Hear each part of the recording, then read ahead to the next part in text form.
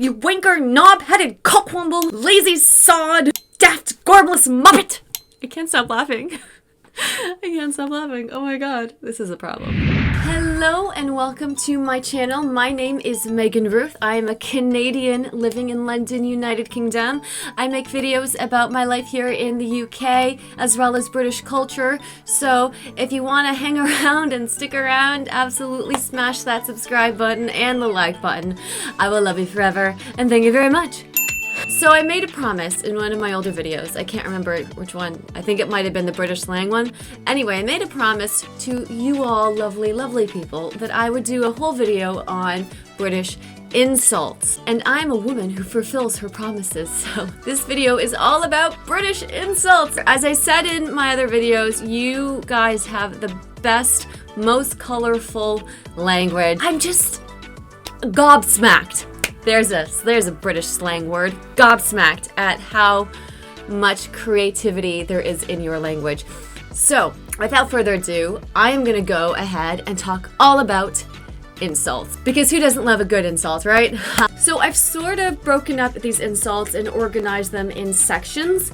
The first section is how to say someone's an idiot or stupid, essentially. There are so many words to describe someone as being an idiot. Oh my god, it's hilarious. My all-time favorite is wanker. Wanker, wanker, wanker. Love it. Twit. Knob. Knobhead. Daft. Don't be daft. I think that's one of the nicer of the insults. Don't be daft. Muppet. Don't be a Muppet. like the Muppets, like Kermit the Frog or like Miss Piggy or something. Muppet. Gormless. What? This word I don't get. Who created this word, gormless? What is it supposed to mean? Like, is there some sort of root to it? Because in the other ones, it kind of makes sense. Like twit, knobhead. The others kind of make more sense in a way. Gormless is just a weird word. Like, where does gormless come from? If you know where gormless comes from, let me know. I am curious. Barmy. Barmy. The more I say that, the weirder it sounds. That chap is barmy. I apologize, this probably sounds very weird coming from an American Canadian accent. All of these words are meant to be said in some sort of UK accent, so I apologize. This sounds weird. Barmy! Pillock! He was a pillock! She was a pillock! Okay, I love this one. Cockwomble. Wanker isn't my favorite anymore. Cockwonkle's my favorite. I need to start using that more in my everyday life. Say cockwomble, and people will be like, what? She knows what that word means? Yes, I do. I do know what that word means. Haha.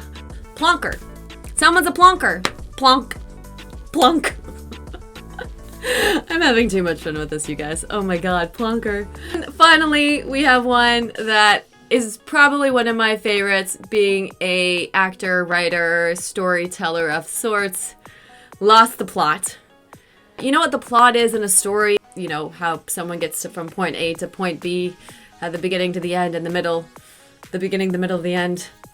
That's the order. It's when you lose the plot. It's like you've lost the plot of the story. So this one is really creative. This is probably... Nope, this is my favorite. I'm sorry. Can all three of them be my favorites? Wanker, cockwomble, and lost the plot. All my favorites. Alright, the next section is what you would say to someone if they're being a little bit of a piece of shit. I say piece of shit in most of my videos as a term to say someone's a kind of a dick or someone's a bad person, because I say piece of shit a lot. Just get used to me saying piece of shit all the time, because I say that a lot. So we have tosser, which is weird for me because I want to say like tosser as in like a toss the ball, like someone tossed the ball, and that doesn't make sense. But yeah, tosser is one. Someone's an asshole. Tosser. The next one I've actually said in my slang video. It's one of my favorites, and that is bellend. It's just a really great word. Again, a lot of genitalia themes here. And for the people that actually told me what a bellend was in the comments of my slang video, I did know what it was. I just didn't want to say it on camera. Trying to keep some of these videos like at least a bit PG here, which is really hard because your language is so not PG. And then we have twat, which is not twat. I keep wanting to say twat, and my friends are like, no, Megan, it's twat. It's very sharp and to the point. Twat. He's a twat, she's a twat. And then we have a minge bag, which is funny because minge is, again, more genitalia here, folks. But I don't know where bag comes from. Minge I get. Minge I get. Bag I don't. How does a minge have a bag? Okay, now that's causing some really weird visualizations in my brain. Minge bag. No, I can't. Okay, I need to move on. And then we have maggot. Maggot, as in someone is a, I don't know, when I think of a maggot, I think of a maggot. Like, you know those really annoying pests that get into, like, your food and stuff? That's probably where it comes from. Guys, I'm really smart, apparently. I know where one word comes from. I hope that's right. If that's not right, please tell me. Then we have another insult, is more of an appearance-based thing. We have minger, which is an ugly woman. If you don't find a particular female attractive, that is a minger.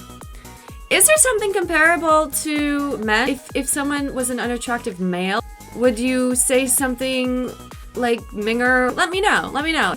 In my experience, I haven't heard of anything comparable for a man as an ugly person. So let me know if there's anything more comparable on the man with a minger. The man with a minger. The man with a minger. That doesn't make sense at all. Nope. The next one, we have a lazy sod. Sod. That's a very common word. Sod off. Sod off. Oh, it's kind of like the F word. Sod off. Sod off. So lazy sod obviously means that, like, it's a lazy twat.